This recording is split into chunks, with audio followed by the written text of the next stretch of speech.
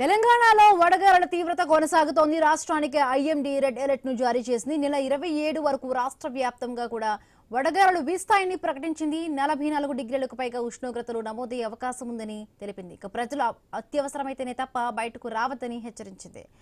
ఇక మరిన్ని పూర్తి అప్డేట్స్ మా కరెస్పాండెంట్ శ్రీనివాస్ అందిస్తారు. శ్రీనివాస్, ఇప్పటికే మనం చూస్తాము ఐఎండీ అధికారులు రెడ్ అలర్ట్ ని జారీ చేశారు. ఈ వడదెబ్బతో చాలా మంది కూడా ప్రాణాలు కోల్పోయిన పరిస్థితి. సో ఇంకా ఎన్ని రోజుల పాటు కూడా ఈ వడగాలులు వీచే అవకాశం ఉంది? అధికారులు ఎలాంటి అలర్ట్స్ ని ఇస్తూ ఉన్నారు?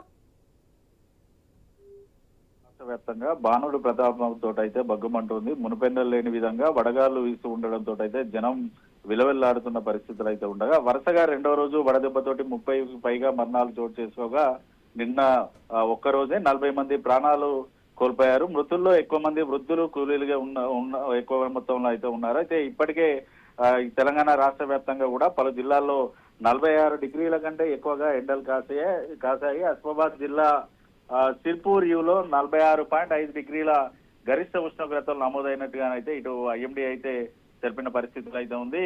ఈ రోజు నుంచి మరి ఈ నెల 27 వరకు కూడా పూర్తిగా భారీగా ఎండలు కాస్తాయి. అత్యవసరం అయితే బయటికి వచ్చేవారు కూడా పూర్తి స్థాయిలో ప్రికాషన్స్ వాడుతూ బయటికి రావాలంటూ కూడా వాతావరణ శాఖనైతే హెచ్చరికలు అయితే జారీ చేస్తోంది.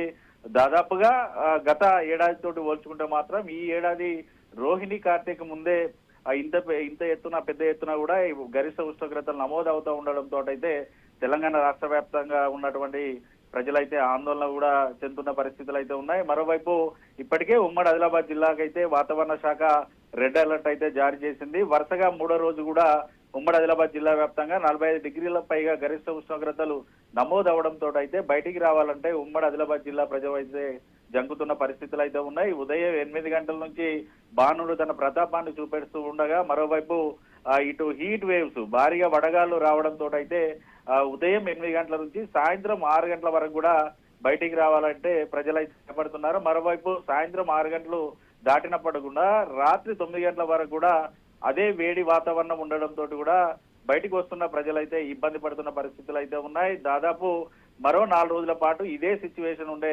అవకాశాలు అయితే ఉన్నాయి. ఇటు సాధారణ జిల్లాలతో పోల్చుకుంటే మాత్రం కోల్ బెల్ట్ ప్రాంతాలు అయితే పూర్తిగా నిప్పుల కొలిమీలు అయితే తలపిస్తున్నాయి.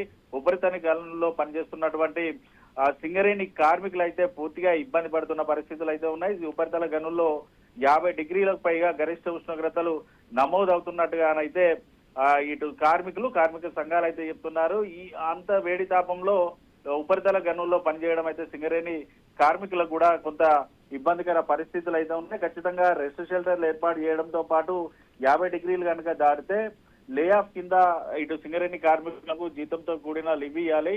సింగరేణి యాజమాన్యం కూడా ఆ దిశగా ఆలోచనలు చేయాలంటూ సింగరేణి కార్మికులు అయితే కోరుతున్న పరిస్థితులు ఉన్నాయి. మరోవైపు ఇటు ఎండల తీవ్రత దృష్ట్యా అధికార యంత్రాంగం అప్రమత్తంగా ఉండాలని రెవెన్యూ శాఖ మంత్రి పొంగిలేటి శ్రీనివాసరెడ్డి అధికారులకైతే సూచన చేశారు.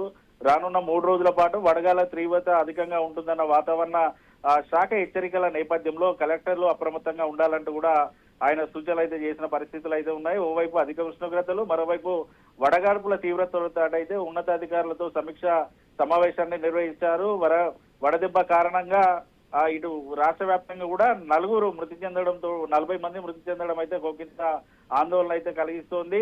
అత్యవసరం అయితే బయటకు వచ్చేవారు ఖచ్చితంగా ఇటు తలకి రుమాలు లేదా క్యాపులు వాడాలి. అంతేకాకుండా వాటర్ బాటిల్, మజ్జిగ ప్యాకెట్స్ కూడా ఎక్కువ మొత్తంలో తీసుకోవాలి. వాటర్ కూడా ఎక్కువ లెవెల్లో తీసుకోవాలంటూ కూడా ఇటు అధికారులు, డాక్టర్లు కూడా సూచనలు చేస్తున్నారు.